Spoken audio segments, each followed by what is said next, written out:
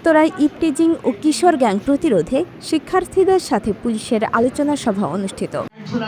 রাকিব ইদ্রিসের তথ্য ও চিত্রে বিস্তারিত আয়েশা আক্তার, দৈনিক সরেজমিন।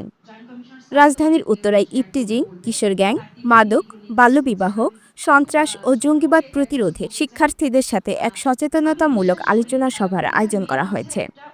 ২২ মে ২০২৫ রোজ বৃহস্পতিবার বেলা ১১টায় উত্তরা ৭ নম্বর সেক্টরে অবস্থিত উত্তরা স্কুল অ্যান্ড কলেজ মিলনায়তনে ঢাকা মেট্রোপলিটন পুলিশের উত্তরা ডিভিশনের উদ্যোগে এ সভা অনুষ্ঠিত হয়। আলোচনা সভায় সভাপতিত্বের আসন গ্রহণ করেন ঢাকা মেট্রোপলিটন পুলিশ ডিএমপির যুগ্ম কমিশনার মোসাম্মদ ফরিদা ইয়াসমিন বিপিএম সেবা।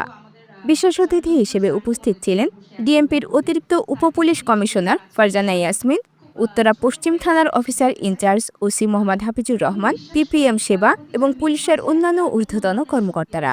সভায় সভাপতির বক্তব্যে যুগ্ম কমিশনার ফরিদা ইয়াসমিন বলেন, কিশোর গ্যাং কিংবা অপরাধে জড়ানো কোনো শিক্ষার্থীর ভবিষ্যৎ নষ্ট হয়ে যেতে পারে।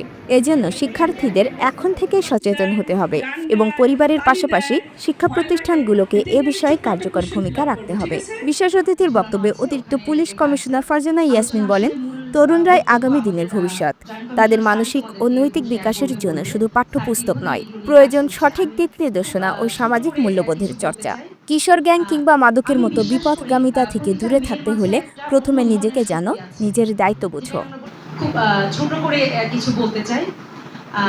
আমি বিশ্বাস করি প্রতিটা মেয়ের মাঝে একটা অন্য ধরনের শক্তি আছে, যেটাকে আমরা বলি inner strength.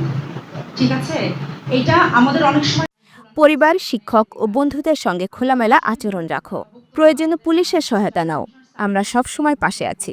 OC Hafizur Rahman PPM বলেন, আপনারা জানেন যে আমাদের যারা স্কুলে টিনেজরা পড়াশুনো করে, আমাদের যে বাচ্চারা পড়াশুনো করে, তারা সবাই অনেকেই জানে না যে তাদের যে অধিকার আছে এবং তাদের যে রাস্তায় চলাফেরার অধিকার আছে, তাদের স্কুলে আসে তাদের মত প্রকাশের অধিকার আছে এবং পুলিশের সাথে তাদের একটু দূরত্ব আছে।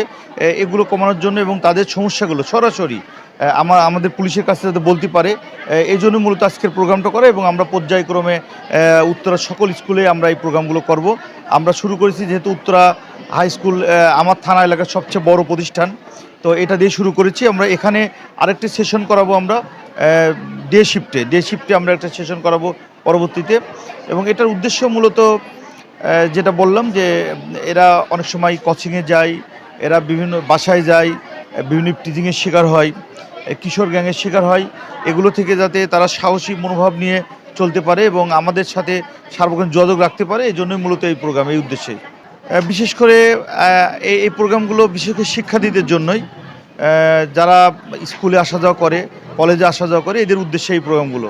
হ্যাঁ, আমরা পর্যায়ক্রমে সকল স্কুলে আমরা এগুলো প্রোগ্রাম করব। এখানে সবাই আছে, সাধারণ এবং স্কাউট এবং বিভিন্ন শ্রেণীর আছে। এখানে 8, 9, 10 বিভিন্ন শ্রেণীর আছে, একাদশ বিভিন্ন শ্রেণীর আছে। না, আমরা ডে শিফটে এই স্কুলে একটু সমস্যা আছে, মর্নিংয়ে মেয়েরা পড়ে, ডেতে ছেলেরা পড়ে, এই জন্য আমরা এক জায়গায় করতে পারি নাই। তো ডের প্রোগ্রামে আমরা করবো আলাদাভাবে। উত্তরা হাই স্কুল অ্যান্ড কলেজের ভারপ্রাপ্ত অধ্যক্ষ ইভানা তালুকদার বলেন, এই ধরনের সচেতনতামূলক কার্যক্রম শিক্ষার্থীদের সঠিক দিক নির্দেশনায় সহায়ক হবে। আমরা চাই আমাদের শিক্ষার্থীরা দেশপ্রেম ও নৈতিকতা ভিত্তিক আদর্শ নাগরিক হিসেবে গড়ে উঠুক। আলোচনা সভায় শিক্ষক, শিক্ষার্থী ও অভিভাবকদের ব্যাপক অংশগ্রহণ ছিল। শিক্ষার্থীদের নানা প্রশ্নের উত্তর দেন কর্মকর্তারা এবং সমাজে ইতিবাচক পরিবর্তনে তরুণদের এগিয়ে আসার আহ্বান জানান।